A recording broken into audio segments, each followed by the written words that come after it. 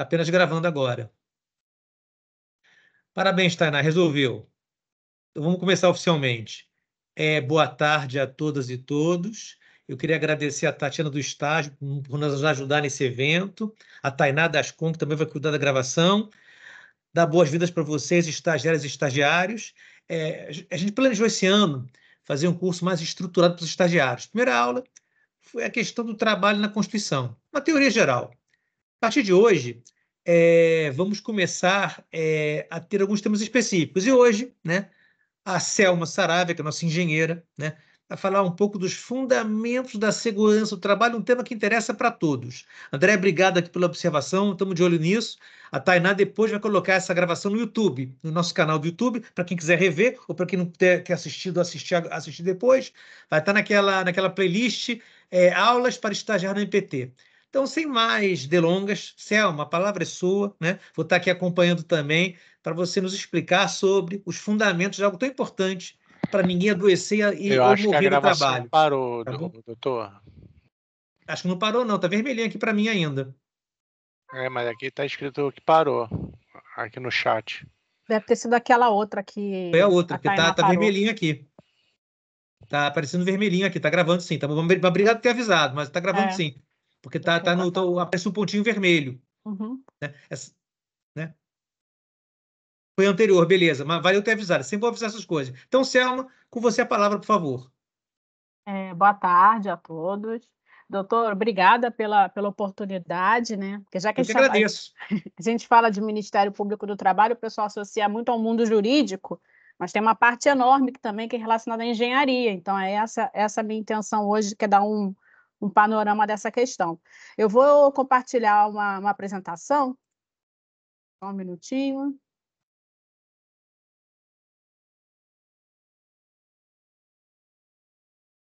Estão vendo? Sim, estamos vendo sim, estamos vendo sim, Selma, estamos vendo sim. Então, vou começar a falar. Tá certo, obrigada. Vamos falar sobre os fundamentos.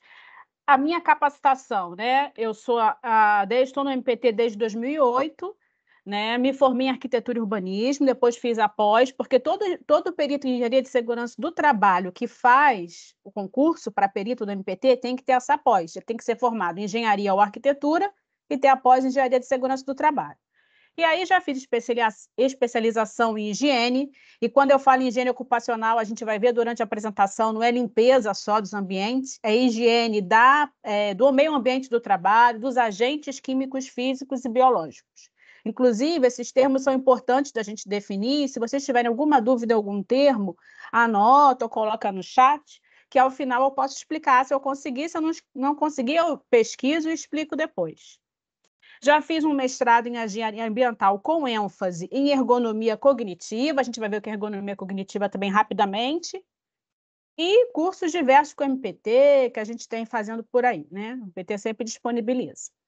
Então, dentro do nosso MPT, nós temos uma divisão de perícias com 3 áreas. Tem a área de medicina do trabalho, a área de contabilidade e a área de engenharia, que é a área que eu chefio no momento. Então, se vocês ouvirem os nomes Selma, Guilherme, Elizabeth, André, Cecília, que são os 5 analistas periciais, somos engenheiros.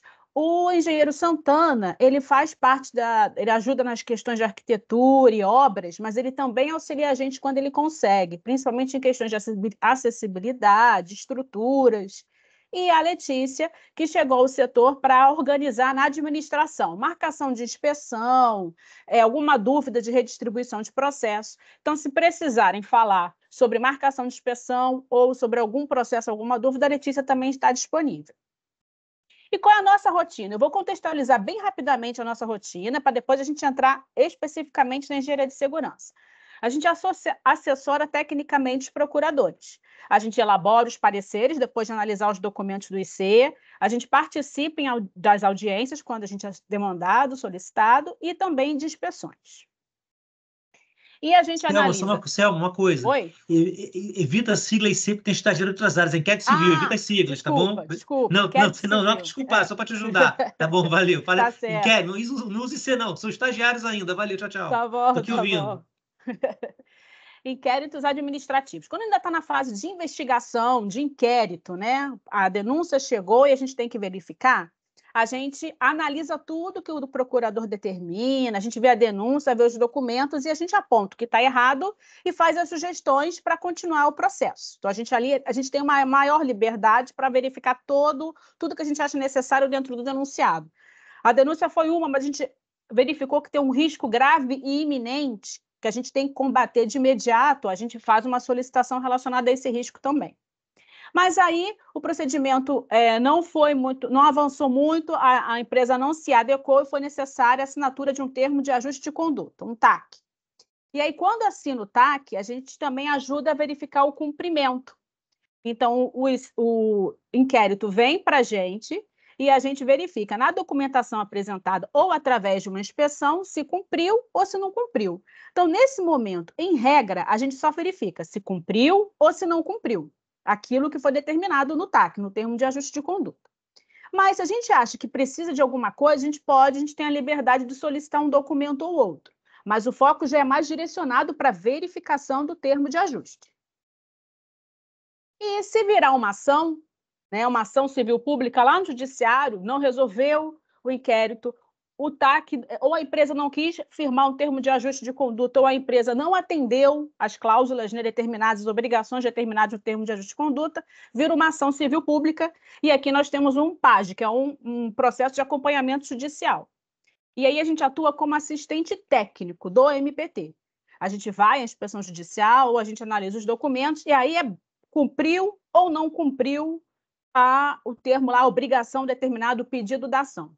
E a gente tem que, bem pontual, bem direcionado, porque o escopo reduziu para, né, os itens, as obrigações da ação, e sempre passa na frente, que a gente fala dos processos, porque tem sempre um prazo curto, é sempre uma prioridade. Então, a gente pega esse processo com acesso a todos os documentos do PJE, né, do sistema lá jurídico, a gente pega o escopo de análise, o que a gente tem que verificar? Os pedidos da sentença, da inicial, de algum acordo, e aí a gente analisa pontualmente isso. Então, a gente tem essas graduações de análise, né, de uma amplitude maior até uma coisa bem focada. Só para deixar claro que a gente tem um subdimensionamento de peritos no Rio de Janeiro, né? Hoje em dia, a nossa fila está levando cerca de 7 meses, por conta da quantidade de processo. Eu não vou me estender nessa questão, a apresentação depois eu posso disponibilizar aqui no chat. E a boa notícia é que esse prazo está reduzindo, já foi maior, e toda ajuda é bem-vinda. Então, é por isso que é importante a gente disseminar esses documentos, que às vezes vocês, em uma análise, já conseguem enxergar alguma coisa e avançar alguma coisa no processo. E a gente não atua, o engenheiro de segurança do trabalho atua em alguns ramos dentro do Ministério Público do Trabalho, principalmente o meio ambiente do trabalho, a parte de igualdade quando fala em acessibilidade, na parte de engenharia, portos, a gente analisa a parte de portos, plataformas, né, a CONATPA, não sei se algum estagiário atua aí na CONATPA, a CODEMAT, que é meio ambiente do trabalho, e também a gente faz a parte de administração pública. Toda a parte de meio ambiente do trabalho dentro da administração pública, a engenharia também atua. E aí está tudo misturado. A gente vai desde a padaria pequenininha, obra, plataforma, hospital, escola, tudo que tiver meio ambiente do trabalho, ou seja, todos os locais, a gente acaba atuando. É muito amplo. E o que a gente usa como referência? Tem muitas normas, tem resoluções, tem livros técnicos, tem estudos, mas principalmente a gente utiliza como base as normas regulamentadoras do Ministério Público, do Ministério do Trabalho e Previdência, tá? São 38 normas, eu listei todas aqui, para qualquer dúvida, né? Existe uma norma? Existe, eu vou colocar aqui os temas para vocês verem como são os temas mais variados. É desde a Gerenciamento Geral dos Riscos, que é a nossa norma mãe atualmente, e a gente fala das questões quando tem que parar a obra ou parar a empresa, porque está muito grave, que é embargo e interdição.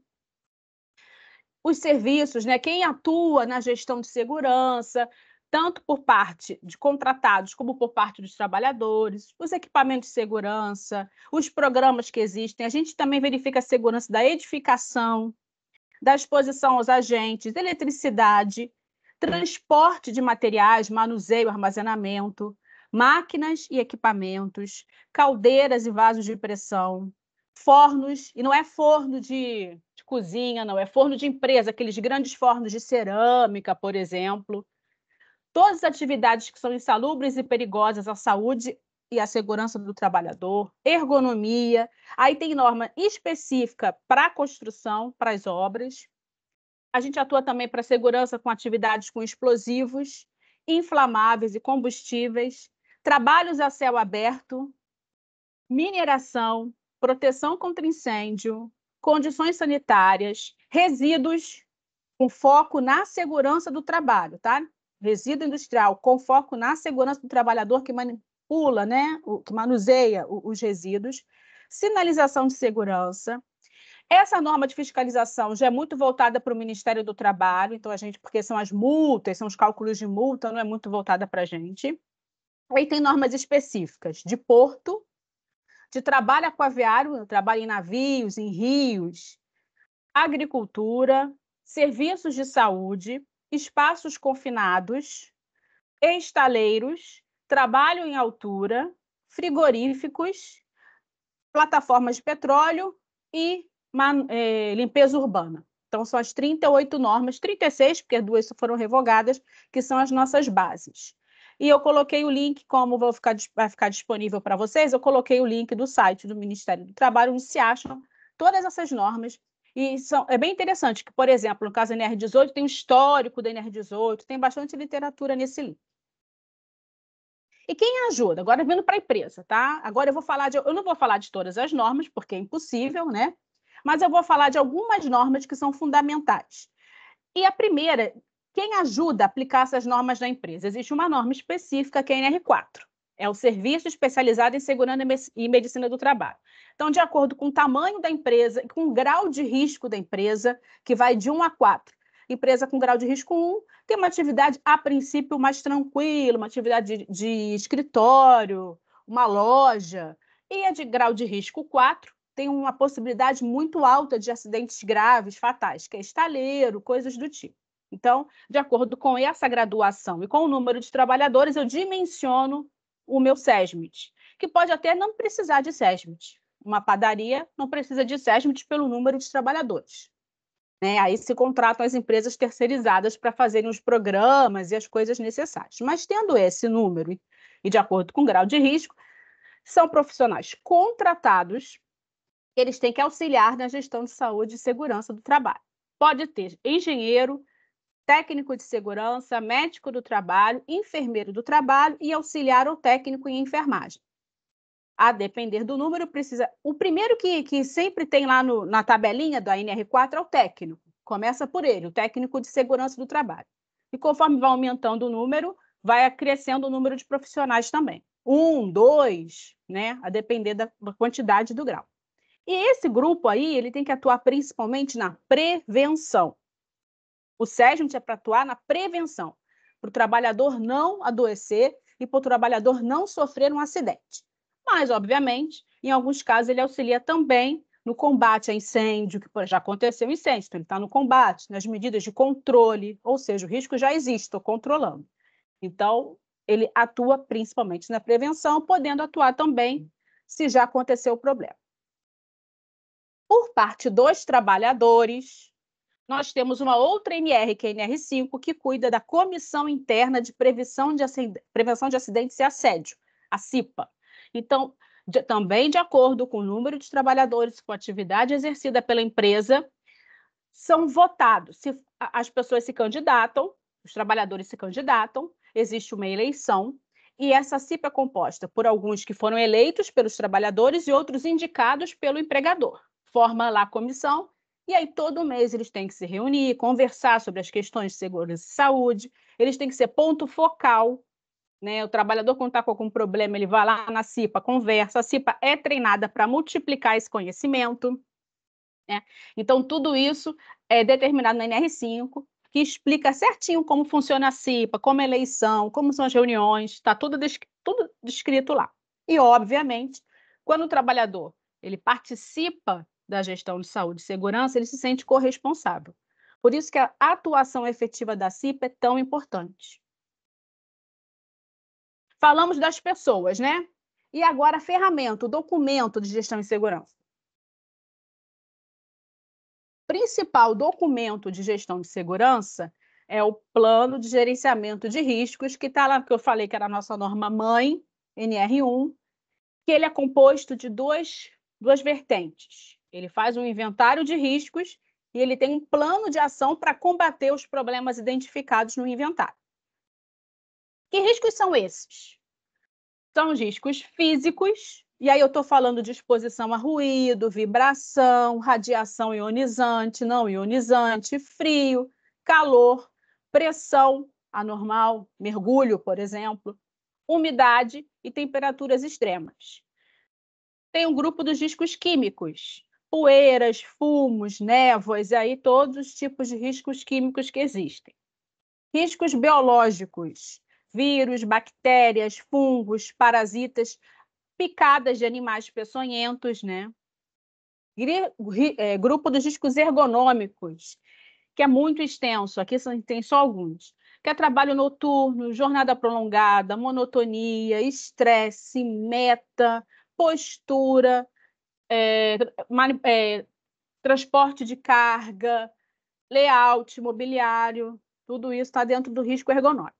E o risco de acidentes, que é arranjo físico inadequado, a pessoa pode bater numa mesa e cair.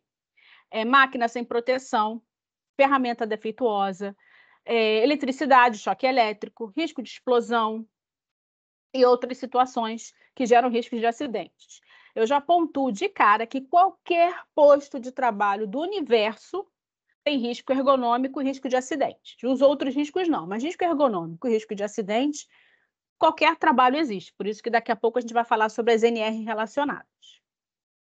Então, lá no meu inventário de riscos, o que eu faço? O que o profissional faz? Ele estuda as atividades, ele vai lá na empresa, na escola, na plataforma, onde for, estuda o funcionamento. E aí é um documento dinâmico. Eu posso ter visto um risco, esse risco pode mudar, pode ser acrescido, então ele não é um documento fixo, ele tem que ser ajustado o tempo todo, tá? E aí eu posso programar, eu faço uma avaliação no futuro, eu tenho um risco de ruído. Ruído eu tenho que avaliar se o ruído vai deixar a pessoa, vai prejudicar a audição da pessoa ou não. Então eu tenho que avaliar esse risco. Não necessariamente eu preciso avaliar naquele momento, eu posso programar, que vai ser o plano de ação que a gente vai ver daqui a pouco.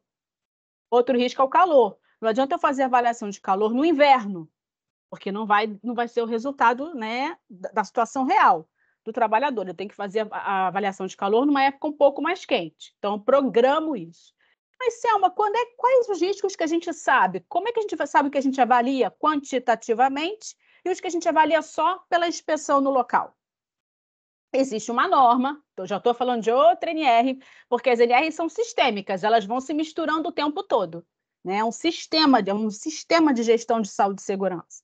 Então, a NR15, ela diz lá quais são os que são avaliados quantitativamente, que são 2, que são os ruídos, ruído intermitente, aquele ruído que está no meio ambiente de trabalho, ou ruído de impacto. O que seria o ruído de impacto? Por exemplo, numa obra que você está no bate-estaca lá, pão, depois de um tempo, pão, aquele é o ruído de impacto.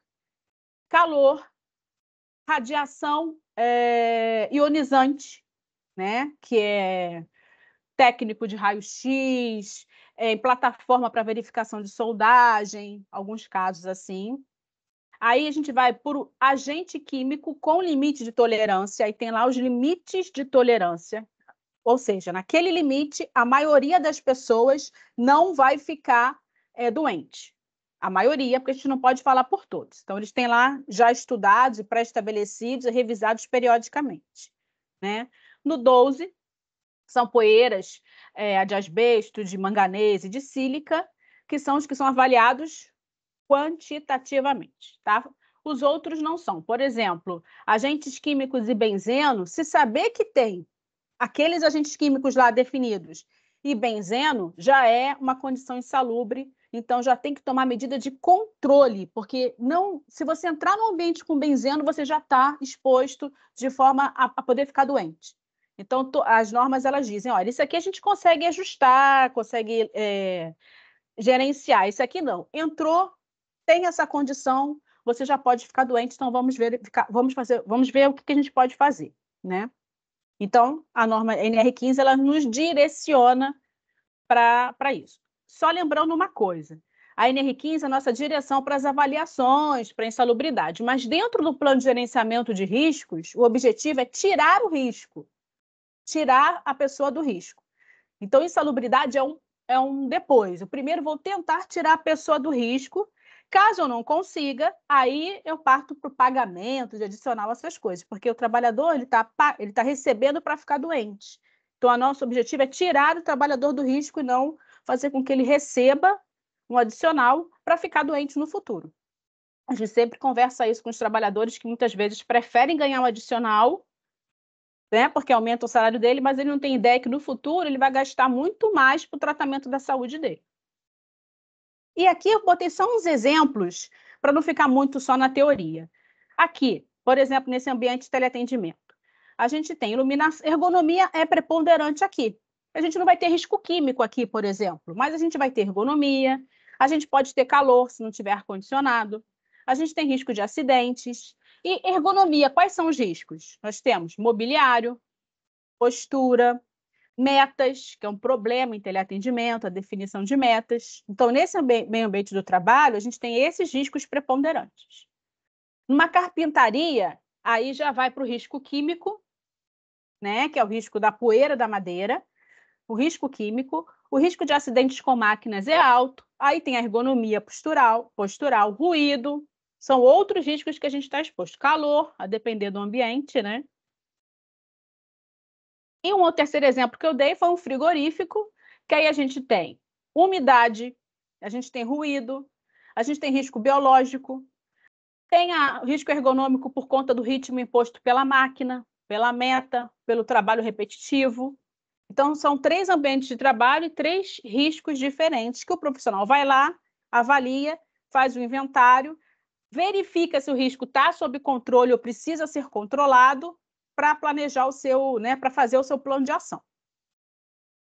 Aqui foram outros exemplos, como as apresentações vão ficar, a apresentação vai ficar com vocês, outros exemplos que a gente colocou de possíveis riscos em atividade de higienização, né, biológico, químico, calor, animais peçonhentos, a pessoa faz higienização de uma área externa, postural, se ela faz trabalho noturno, por exemplo, em hospital, muita gente prevê o descanso noturno só para o pessoal de saúde, mas o pessoal que faz a limpeza de noite, ele também tem que ter um posto para descansar durante a noite, né? Então, isso também tem que ser previsto no plano de gerenciamento de riscos.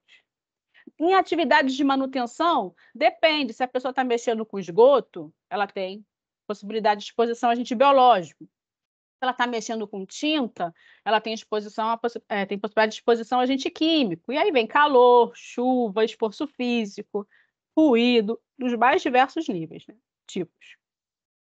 Vigilância. Vigilante não faz nada, ele fica lá parado.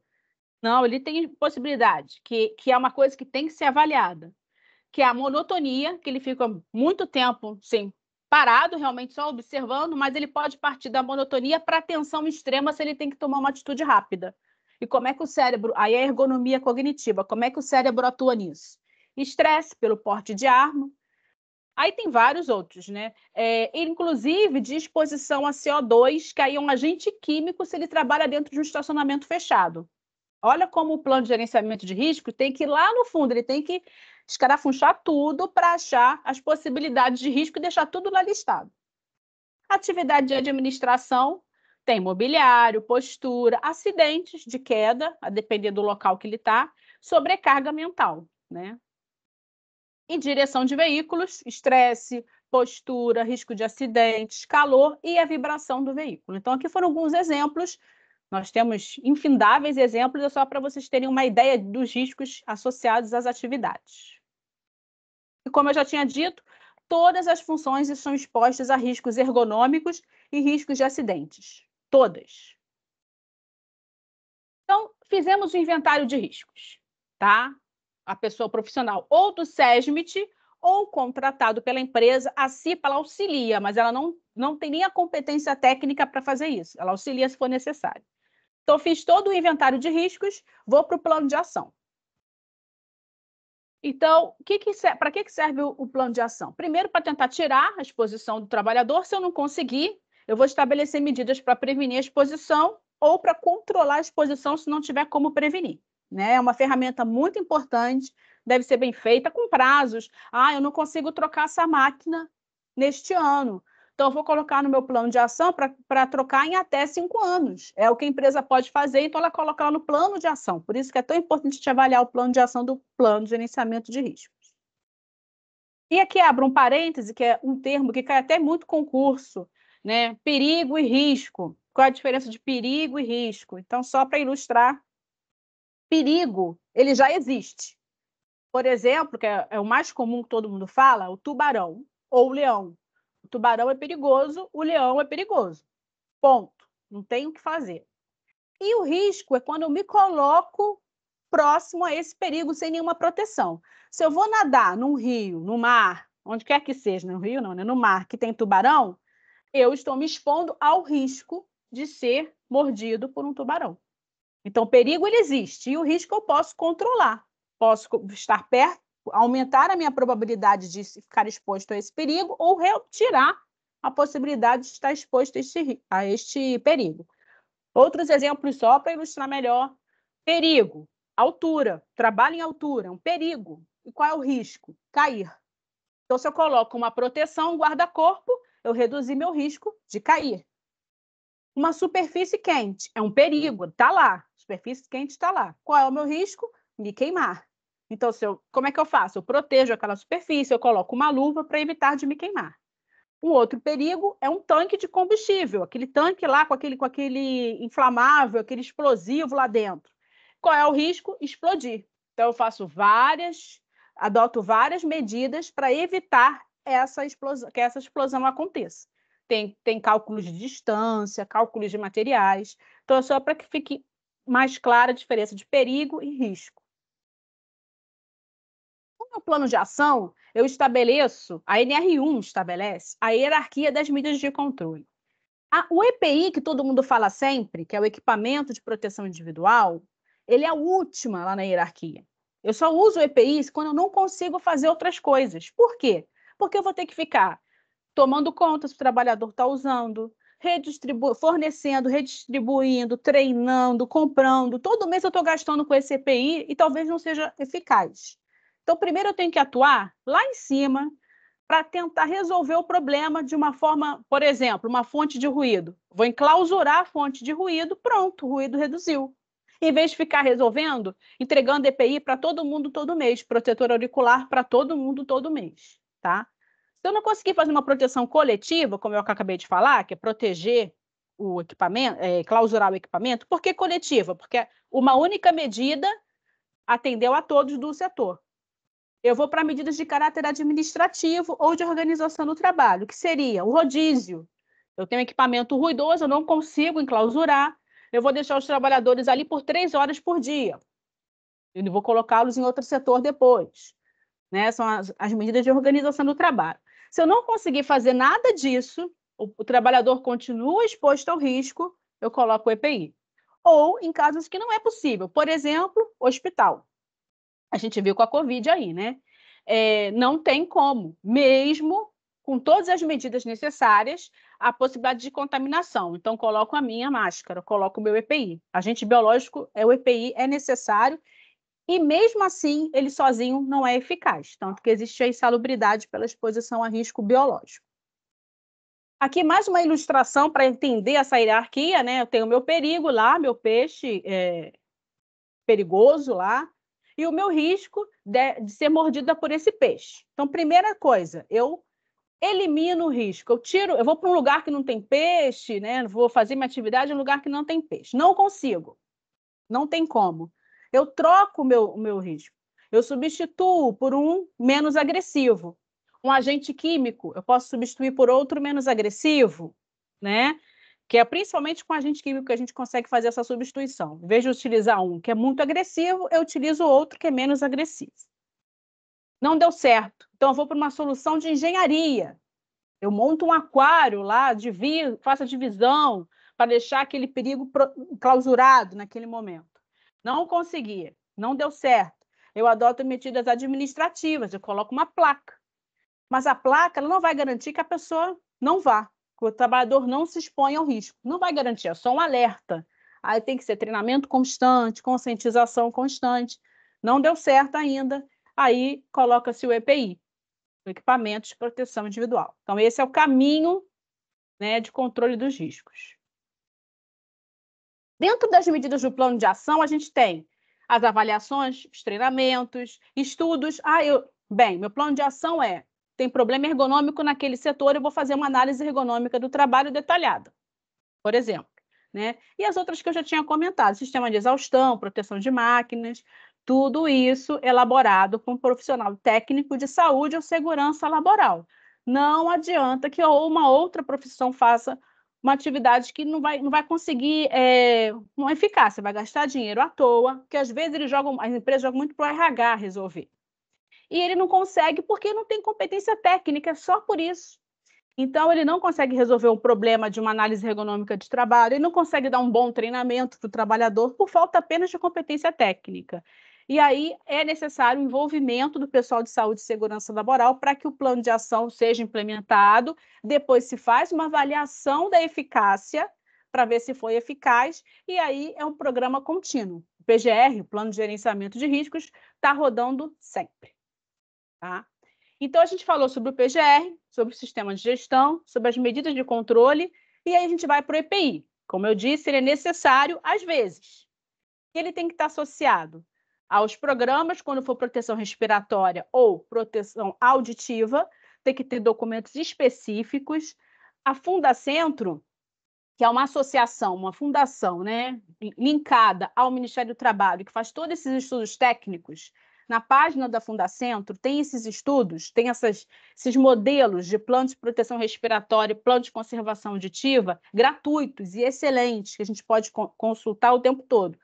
Então, tem que estar associado a treinamento, associado à avaliação da eficácia, como eu falei, e associado a testes com os trabalhadores. Eu vou mostrar umas fotografias que mostram que não houve um teste prévio. Não adianta dar, toma essa luva aí e vai trabalhar. Se não for adequada à atividade do trabalhador, não vai adiantar de nada, ele não vai usar e vai ser um dinheiro gasto à toa. Então, tudo isso faz parte da segurança do trabalho. Aqui o exemplo que eu comentei. Essas fotos que vão fazer parte dos slides foram tiradas pela gente nas inspeções, tá? Então, a gente acha a luva rasgada, essa luva está danificada, tem que ser trocada, não estava, né? Ou luva cortada. Aconteceu já da gente verificar em vários locais. Eles cortam, porque a pega fica ruim. Então, eu corto a luva. Numa gestão de segurança, a pessoa já chega no setor e já fala, opa, tem alguma coisa errada. Eu tenho que procurar outra luva para essa tarefa, porque essa não está sendo, né, eficaz na atividade. Eu estou jogando meu dinheiro no lixo. Ele compra e o trabalhador corta a luva, não está servindo de proteção para ele e o dinheiro está sendo jogado no lixo. Mas não tem o EPI adequado. Hoje em dia, com o mercado que nós temos EPI para tudo. Então, não existe essa desculpa, entre aspas, né, que o empregador dá, que não tem o EPI. Tem sim, é só pesquisar que vai encontrar o EPI adequado. Outros exemplos de que a gente encontra, né? EPI rasgado, ou seja, não tem uma verificação periódica das condições do EPI. Trabalhador de chinelo é muito comum. E não pode, porque pode cair alguma coisa nos pés do trabalhador, ele pode se machucar. Mas é calor e tal. Quando o trabalhador entende o risco que ele está correndo, ele usa. Então, por isso que o treinamento é tão importante. Ele tem que entender que se cair alguma coisa no pé dele, ele pode ter um problema muito sério para ele usar. E, junto com isso, a fiscalização constante. O empregador tem que faz parte do negócio dele a verificação da utilização do EPI quando necessário. E é um dos casos que o trabalhador pode ser advertido e até mesmo, infelizmente, ser dispensado se ele se recusar a utilizar o EPI, que é para sua própria proteção. É um dos pouquíssimos casos em que a NR1 fala, olha, nesse caso o trabalhador pode ser punido sim, porque ele é obrigado a utilizar a proteção necessária para ele. Esses aqui são casos específicos que a gente vai, tem EPI? Tem sim, está ali. Aí aponta o EPI. Esses EPIs não são usados há muito tempo. Então, eles estão lá só para enfeite, mais um exemplo de dinheiro jogado no lixo pelo empregador, né? Que fala tanto de, estou sem dinheiro, e às vezes ele gasta um dinheiro que não precisaria gastar e fica lá o equipamento jogado. Outro caso também, não, eu forneço proteção respiratória para o meu trabalhador. Fornece, ok, então vamos olhar a proteção respiratória. Quando a gente olha, ela já está suja por dentro. O que isso quer dizer? O contaminante já entrou na área de respiração do trabalhador. Então, já não adianta de mais nada esse EPI, ele tem que ser trocado imediatamente. O filtro está saturado, não tem mais, não dá mais para utilizar pelo trabalhador. Proteção respiratória é bem complicada, é um caso à parte, porque tem que ter treinamento de vedação para ver se está bem vedado. Mas, associando mais uma vez a época da Covid, o pessoal usava máscara de qualquer jeito, era a mesma coisa que não usar, mas estava lá com aquela máscara. Então, tem que ter vedação, tem que ter conscientização para saber a hora de trocar. Proteção respiratória precisa de um estudo bem, bem extenso sobre o tema, e esse livro da Fundacentro, do Plano de Proteção Respiratória, auxilia demais. Então, aqui foram alguns exemplos que a gente encontrou que o trabalhador estava usando EPI, que já não servia mais para sua proteção. Falamos de EPI, vamos para ergonomia. É um outro fundamento da engenharia de segurança do trabalho, que é a ergonomia, que é o que está mais crescendo atualmente na segurança do trabalho. Porque ele é muito subjetivo e os estudos estão tentando transformar a ergonomia em algo objetivo, mais fácil de medir, de avaliar, de enxergar. Tá? Então, eu vou falar rapidamente dos fatores ergonômicos e como eles se interrelacionam. O principal, e o que a gente vê hoje em dia nos documentos, são os ambientais, que é ruído, e não é aquele ruído que vai deixar a gente surdo, não. É o ruído que incomoda, aquele ruído de fundo que incomoda. Então, esse ruído da ergonomia, ele é avaliado pela NR17, são outros parâmetros. Temperatura, e também nesse caso, não é o calor o que vai te deixar doente, desidratado, não é. É o calor que vai te deixar desconfortável, irritado, e você não vai conseguir fazer as suas atividades, né? Não vai conseguir se concentrar. Iluminação, ventilação do ambiente, umidade relativa do ar, que tem a ver com irritabilidade, né? Com você ficar no ambiente de trabalho sem conseguir se concentrar. Conforto visual e layout dos ambientes. Então, esses são os fatores ambientais. Os fatores antropométricos são relacionados a dimensões, dimensão de mesa, dimensão de cadeira, altura de bancada, tudo que se relaciona à dimensão humana e adaptação à dimensão humana. Os biomecânicos é quando eu associo os fatores antropométricos com a movimentação humana. Quando a gente se movimenta para transportar uma carga, quando a gente senta na cadeira e começa a se movimentar, quando a gente tem repetitividade no trabalho, quando a gente está trabalhando e fica encostado na mesa, com o cotovelo encostado na mesa, está trabalhando e se machuca, tem mesa de trabalho que machuca a pessoa por essa atividade, que é a chamada quina viva, então isso é avaliado na ergonomia.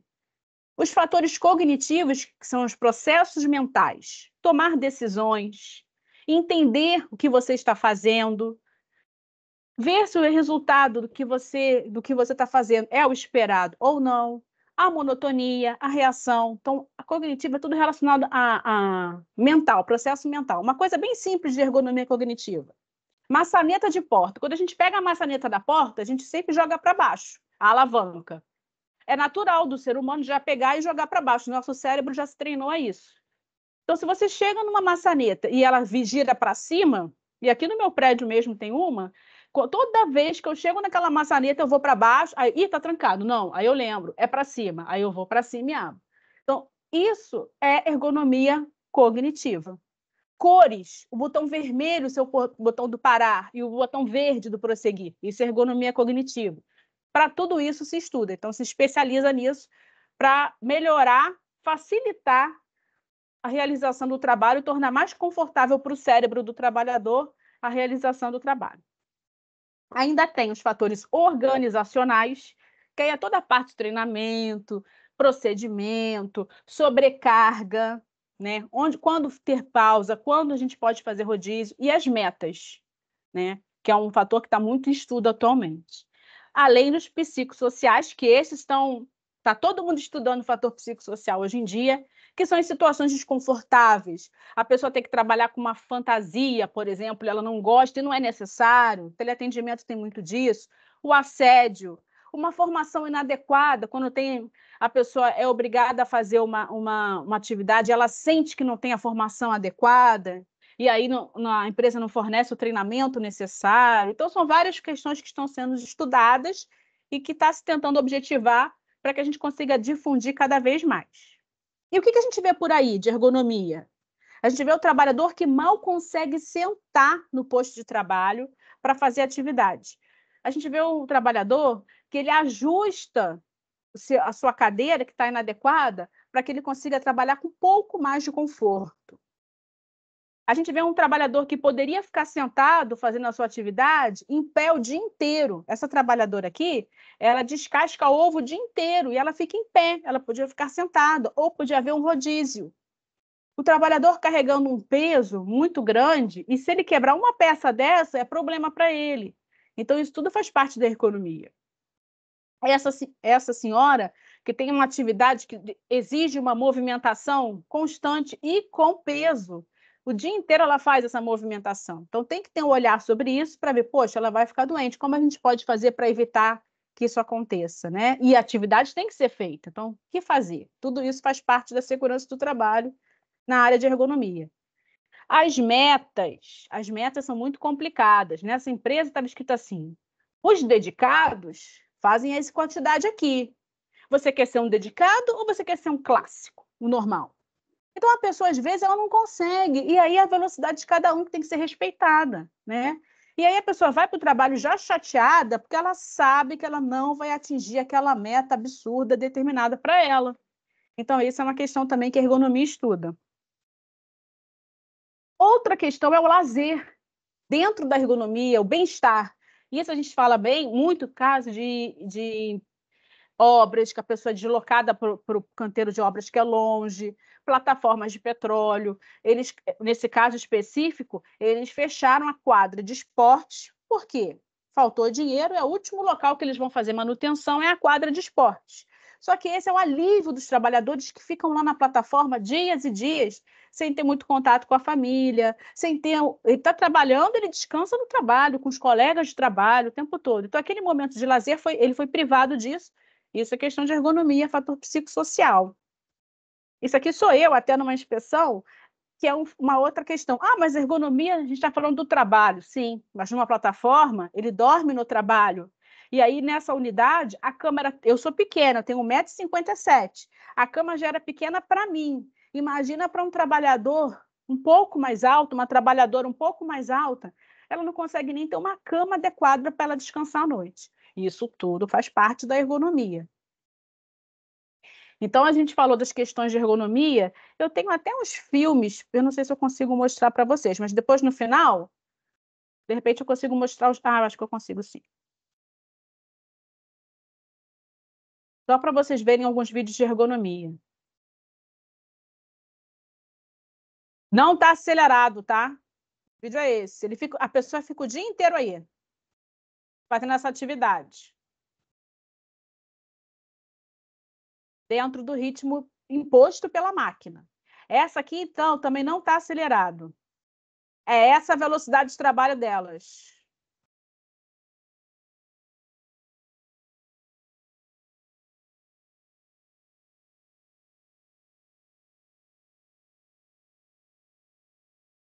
Por quê? Elas ganham pela quantidade de lingeries que elas dobram. Então, elas têm que ficar dobrando numa velocidade muito grande o tempo inteiro, para quanto mais elas dobram, mais elas conseguem ganhar no final do mês, né, do dia. Esse também não está acelerado.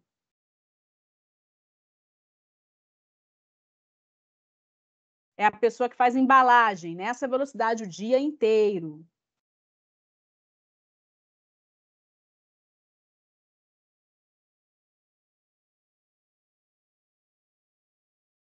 Esse trabalhador também, a gente sente até, não sei se vocês estão escutando o ruído de fundo, o tempo todo, com esse peso, passa pela estrutura e coloca, volta, bota, passa. Tem risco de acidente, tem risco de ergonomia, tudo misturado. E por último,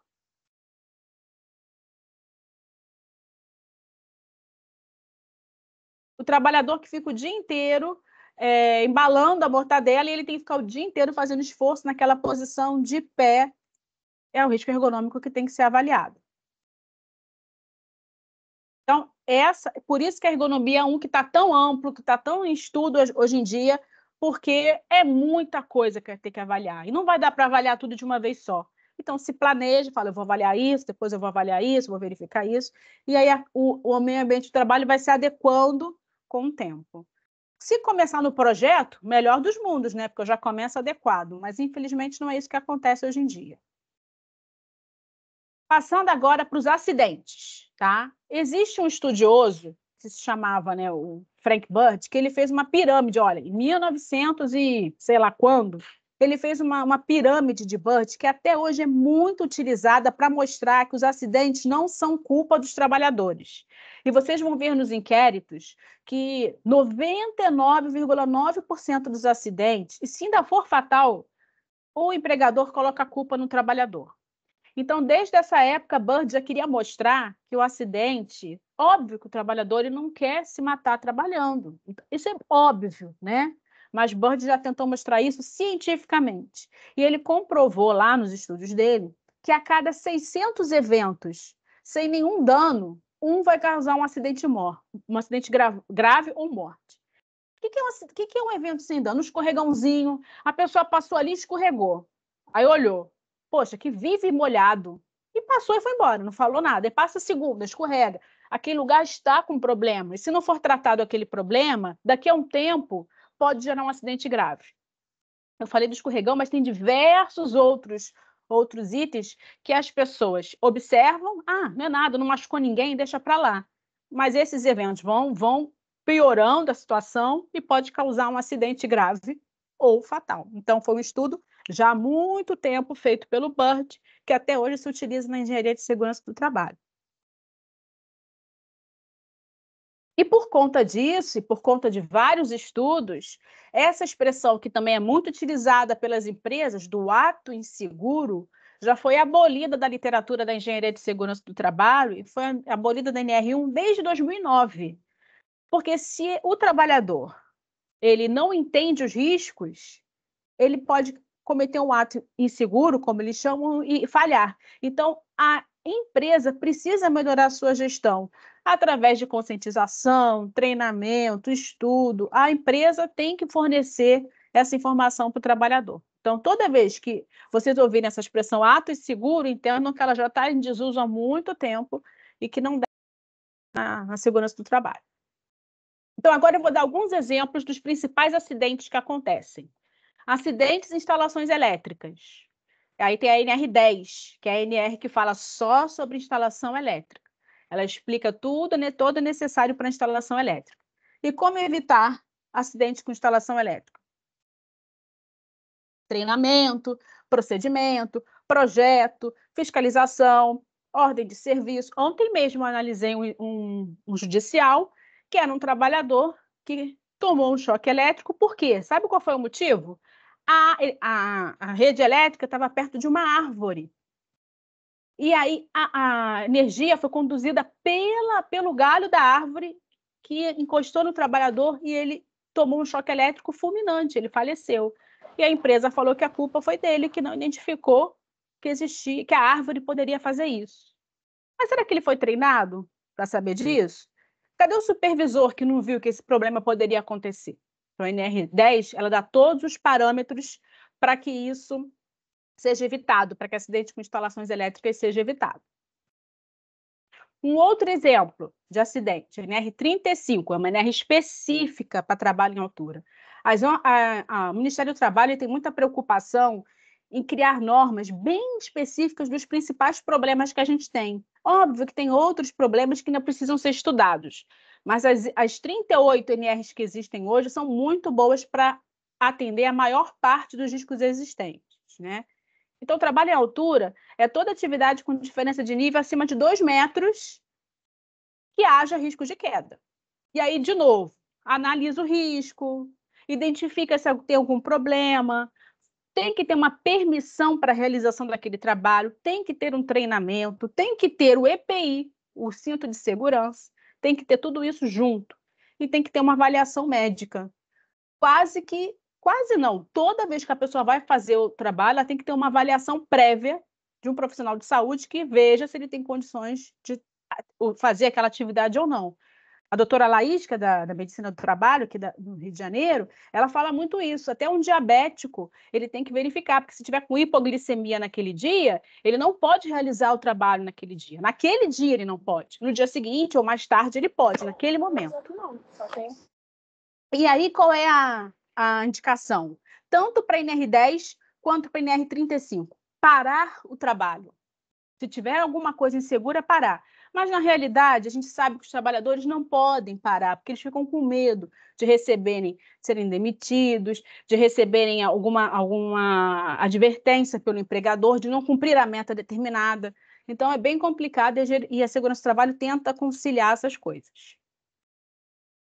Vocês vão ouvir muito essas siglas. SPQ, Sistema de Proteção contra Quedas, que pode ser o guarda-corpo, né? Pode ser, vamos chamar ancoragem, que é uns locais para prender o cinto de segurança, a linha de vida, né? Sistema SPIQ, Sistema de Proteção Individual contra Quedas. E SPCQ, Sistema de Proteção Coletiva contra Quedas. A NR35 explica cada um deles. Então, toda vez que tiver uma dúvida, pode ir lá e consultar. Sempre com um profissional habilitado para realizar toda essa atividade.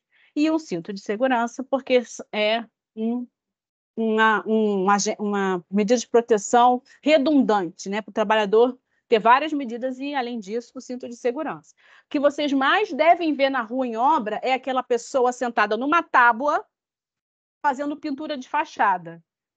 O trabalhador não pode ir com 2 latões de tinta pendurado do lado, assim.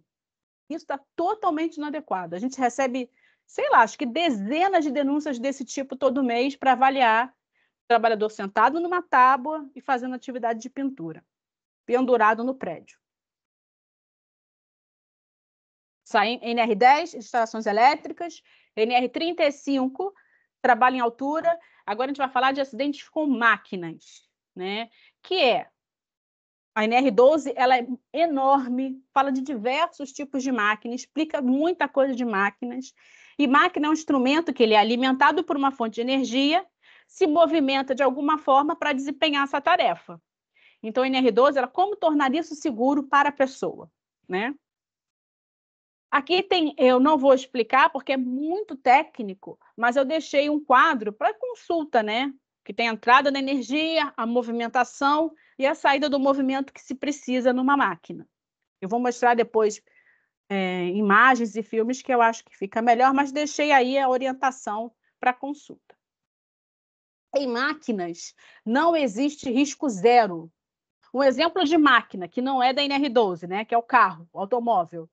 Não existe risco zero de acidente, mas quanto mais você coloca medidas de prevenção, você evita que o acidente aconteça. Risco zero em máquinas não existe.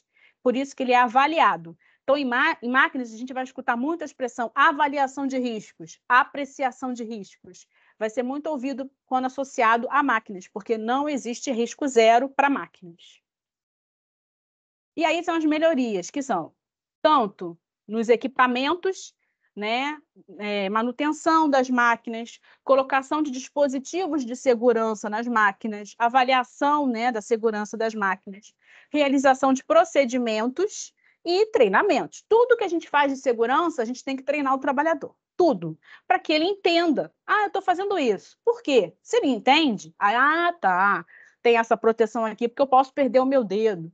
Ele tem que entender. Né? Então, tudo que de segurança a gente tem que treinar, sempre. E aí tem uns exemplos de dispositivos que são proteções das partes, que podem ser fixas ou móveis, as proteções, intertravamento, vocês vão escutar esse termo, intertravamento, que é, por exemplo, máquina de lavar roupa da nossa casa. A gente levanta a tampa, a máquina para de funcionar. Isso se chama intertravamento. Quando a gente tira a proteção, a parte perigosa da máquina trava para não causar dano à pessoa. Redundância é quando eu coloco 2 dispositivos, porque se um quebra, o outro ainda está funcionando. Então, máquina tem muita questão de redundância. E a parada de emergência. Aconteceu o problema, eu fiquei presa, tem uma esteira rodando e a pessoa prendeu a roupa e ficou presa na esteira. Aperto o dispositivo de parada de emergência, um cilindro. Coloquei a mão, minha mão prendeu, não vai ter jeito. Aperto o dispositivo de parada de emergência. Tem sensor, tem muita coisa que pode... Máquina é outro mundo, tem que ser estudado, né? Procedimento, sinalização, capacitação, sempre com profissionais habilitados. Nesse caso, é muito específico. Eu não tenho habilitação para colocar proteção em uma máquina, por exemplo. Então, tem que ser muito específico, muito direcionado. E o que a gente vê por aí? A gente vê serras totalmente desprovidas de proteção, com correias sem proteção também, num ambiente desorganizado, que a pessoa facilita que a pessoa tropece, escorregue, né? E aí ela bota a mão, vai colocar a mão em cima da serra. Aí o empregador vai falar para você assim, mas não existe proteção para a serra. Existe sim, olha aqui, existe proteção para a serra. Por isso que a gente também, às vezes, tira foto de bons exemplos para poder mostrar, né? A serra pode ser protegida. O que a gente vê? O painel de comando já está destruído. Essa máquina não poderia estar funcionando. Correias desprotegidas. Essa é uma máquina de costura relativamente simples, mas a correia dela tem que estar protegida para evitar acidente. Nessa máquina aqui, o fogo exposto, isso aqui faz parte da máquina. E o trabalhador está lá.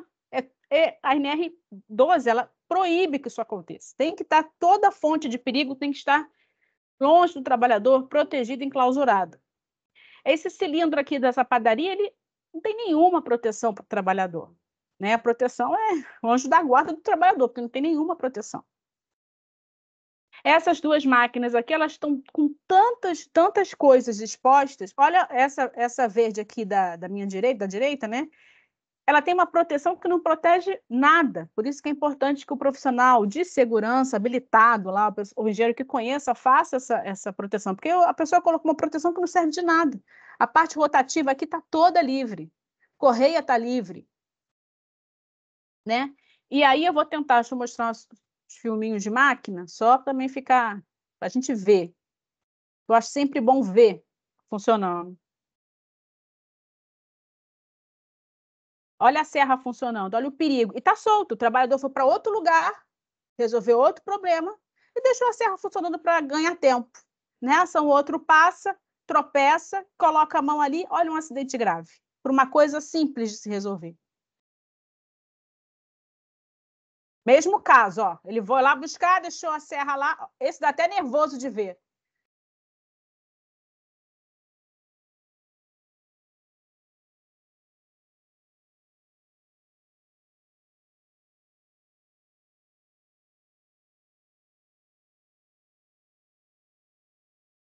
Porque esse trabalhador ele se coloca na zona de perigo o tempo inteiro, sem nenhuma proteção. E não sei se vocês observaram, ele está sem protetor auricular, com aquele ruído, e sem proteção respiratória, mesmo se está trabalhando com madeira. Mais um exemplo. As fuligens estão indo para céu aberto, não tem coletor. A máquina de serra ela tem que ter um coletor apropriado. Existem máquinas já com isso. Então, ela está lá, jogando poeira no ar e as pessoas... Não, esse trabalhador está com a máscara, mas ele está com barba, não pode. Quem usa máscara de proteção respiratória não pode ter nenhum pelo no rosto. E o outro que esteja passando também vai ficar, mesmo que ele não esteja fazendo atividade, ele vai ficar exposto ao risco porque a máquina não tem proteção. Como eu disse, é sistêmico, a gente tem que olhar tudo.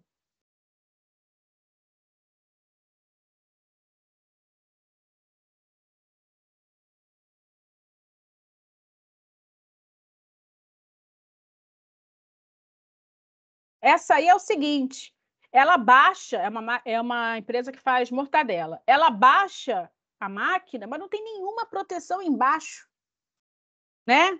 Olha, aqui não pode ficar parado aqui, não pode passar por aqui, porque essa máquina baixa. Ah, mas é devagar, você não sabe se a pessoa vai estar carregando alguma coisa quando passa por ali, né? Não sabe se a pessoa vai estar com protetor auricular e não vai estar prestando atenção no ruído. Então, isso tudo tem que ser avaliado lá no PGR e chamando uma apreciação de riscos do maquinário para adoção das medidas de controle importantes para isso, tá? O último item de acidentes que eu vou comentar é proteção contra incêndios, que é uma outra NR23, que também tem um COSIP, que é o Código de Segurança contra Incêndio e Pânico, do Corpo de Bombeiros do Rio de Janeiro. Então, no estado. Então, cada estado tem o seu COSIP, o seu código, né? No Rio de Janeiro é esse, foi revisado recentemente. E a gente, nesse caso, atua em parceria com o Corpo de Bombeiros. Tudo, quando possível, a gente joga para o Corpo de Bombeiros resolver, que a competência deles é infinitamente maior. O acidente com o problema, né, dos acidentes de NR23 é que eles atingem também os usuários, não só os trabalhadores, e muitas vezes se esquecem dos trabalhadores, né? Então, exemplos, no Ninho do Urubu, foram 11 mortes, mas tem trabalhadores que ficaram com enormes traumas, o MPT cuidou disso, né? Teve investigação sobre o tema, os trabalhadores ficaram traumatizados, alguns se queimaram também, né? Mas o foco é sempre, obviamente, da população, só que a gente, o MPT, cuida dos trabalhadores que também são envolvidos. Boate Kiss, né? 14 trabalhadores faleceram, dos 35 que estavam no local, além de 6 seguranças terceirizados e músicos da banda.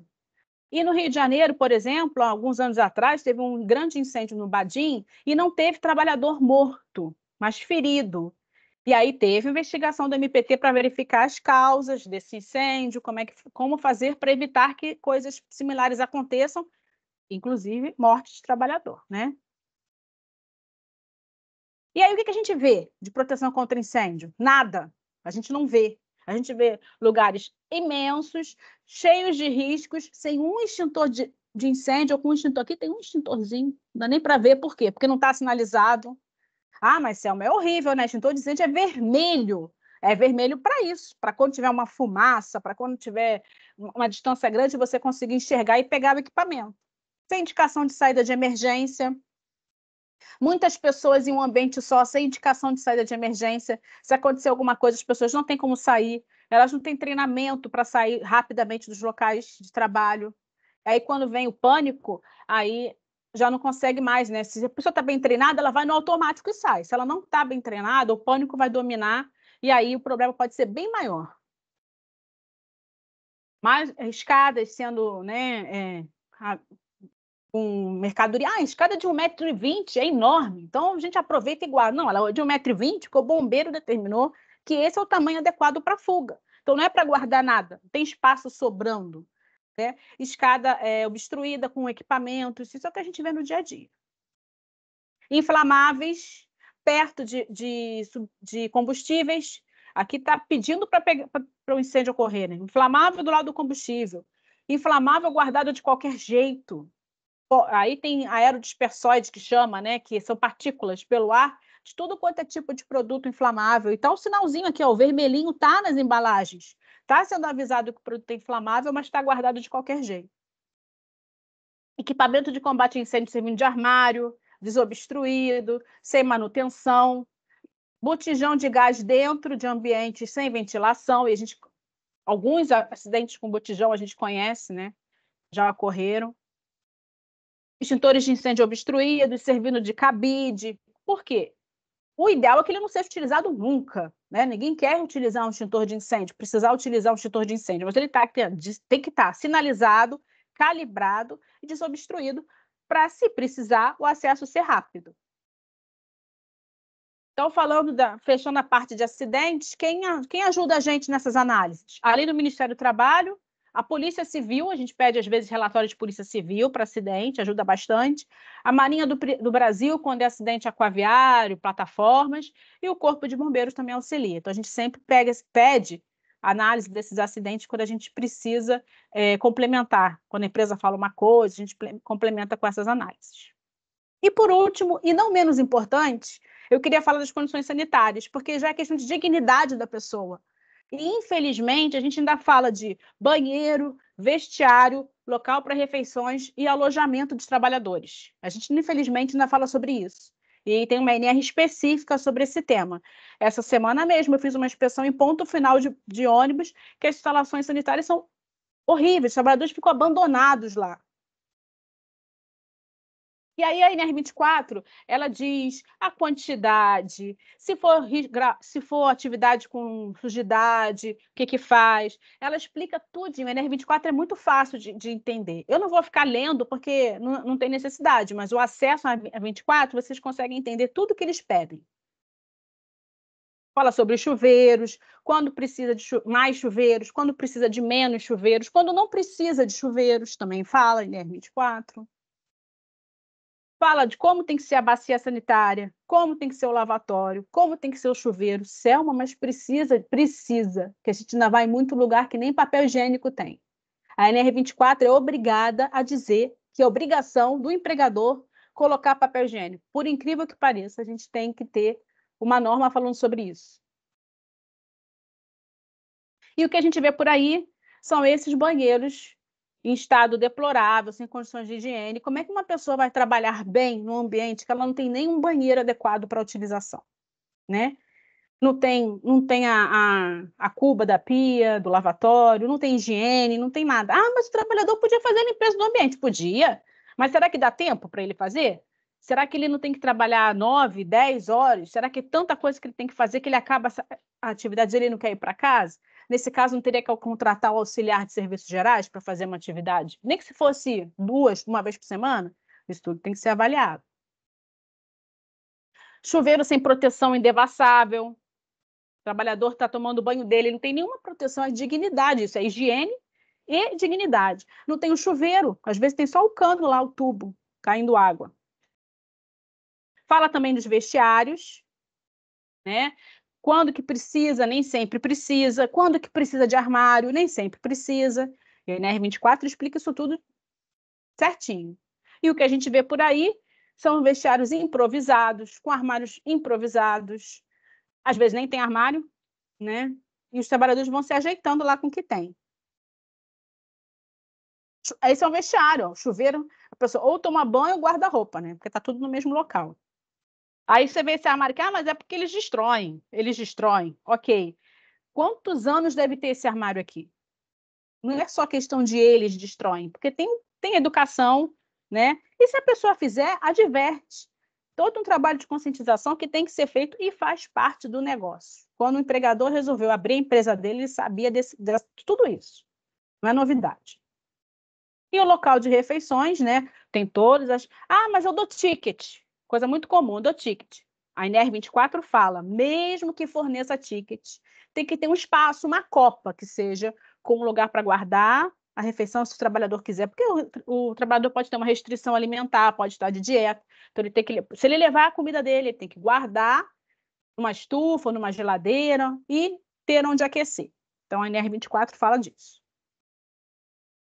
Fala quando fica dispensado, que é o que eu acabei de falar. Fala da água potável, né? Fala da obrigação de fornecer água potável de qualidade para consumo dos trabalhadores. A NR24 fala sobre isso.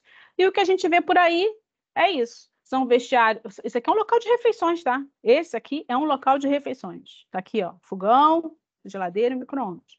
Esse aqui é um outro local de refeições que a estufa foi improvisada com lâmpadas pelos próprios trabalhadores dentro da obra. Tá lá, poeira, ruído e o trabalhador lá para comer. Então, é isso que eu tinha para falar para vocês. Como eu disse, as NR são tem muita coisa de NR. E se eu puder auxiliar agora nas perguntas, é só falar, tá bem? Obrigada. Nós que agradecemos, Selma. Muito bom, muito interessante, muito ilustrativo. Até as perguntas aqui. O Gabriel quer entender o que é subdimensionamento de peritos. É porque hoje em dia, do Rio, na verdade no Brasil, chega muito mais demanda e a gente não consegue responder a contento rápido, que eu digo, né? A gente não consegue, a gente está com uma fila muito grande. Então, às vezes, vocês vão ver que o processo está 3, 4, 5 meses na fila do perito, porque tem pouco perito para a enorme demanda do MPT atual. Até porque o Ministério do Trabalho não está dando conta. Então, a gente não está conseguindo, né, absorver tudo do Ministério do Trabalho também. Selma, só para dar um pitaco nisso, eu acho que a gente tem que melhorar muito o número de peritos. Acho, com certeza. Esse nosso ponto fraco é termos poucos peritos, porque, na verdade, perito no MPT é coisa terceiro ponto nova, né? É, verdade. Não tem assim, a gente não tinha perito aqui quando eu entrei.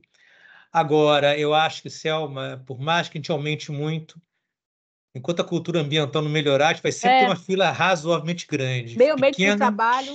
Pequena ela não vai ficar, não, sabe, Selma? Você Não. não tem que melhorar.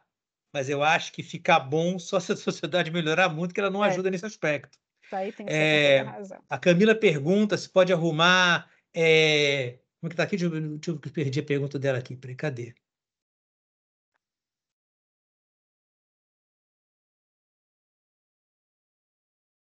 Não estou achando a pergunta dela, não. Engraçado. Cadê? Ela perguntou sobre questão de. Descanso para os pés. Se é por conta, pode conseguir isso para ela. Tem que falar com o Fábio, né? Apoio para pés não é todo mundo que precisa ter. É quem é mais baixo, quem não alcança. Pode sim, a gente tem disponível. Se tiver disponível, eu mesmo tenho um, porque eu tive que pedir, porque como eu sou pequena, eu pedi há um tempão já e me forneceram. Se tiver no estoque, eles fornecem. O MPT tinha estoque de apoio para pés, sim. Faz uma coisa, Camila, fala com a Tânia ou a Tatiana do estágio para elas verem isso, tá bom? A Andressa está perguntando o seguinte: como se dá a apuração da NR17, ergonomia no trabalho, telemarketing, né? Na questão das metas em específico? Problemão. O que a gente pede? Uma avaliação ergonômica do trabalho específica disso. Que aí vai o profissional avaliar essa questão das metas. E aí a gente avalia o estudo dele. A gente não pode determinar, o MPT não pode determinar a meta, né? Porque é o negócio da empresa. Mas a gente pede que o profissional faça essa avaliação e aí a gente, peraí, isso aqui não está certo, isso aqui está demais. A gente avalia a análise ergonômica específica para a questão das metas. A gente pede para esforço repetitivo, para meta, para todas essas questões. E a NR17 fala que não pode citar nomes. Meta nunca pode falar nome. Fulano é o melhor, não pode. Mas aquela foto que eu mandei do dedicado, né, e o clássico já é mais ou menos um constrangimento. Pessoal,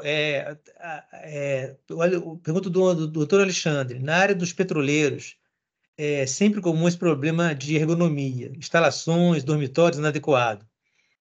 É muito comum. Em plataforma de petróleo, ela consegue ter quase todas as NRs, né?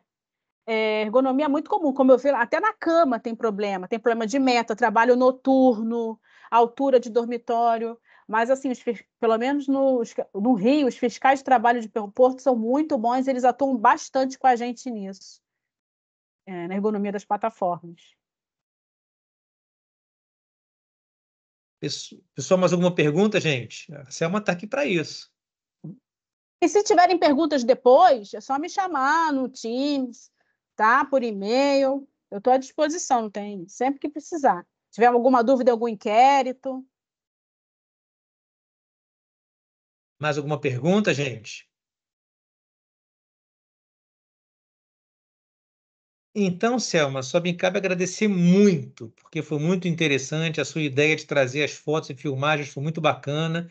Eu acho que ajuda muito ao estagiário compreender, né, que o direito é uma ciência que tem que ter contato com as outras para a gente conseguir melhorar esse mundo.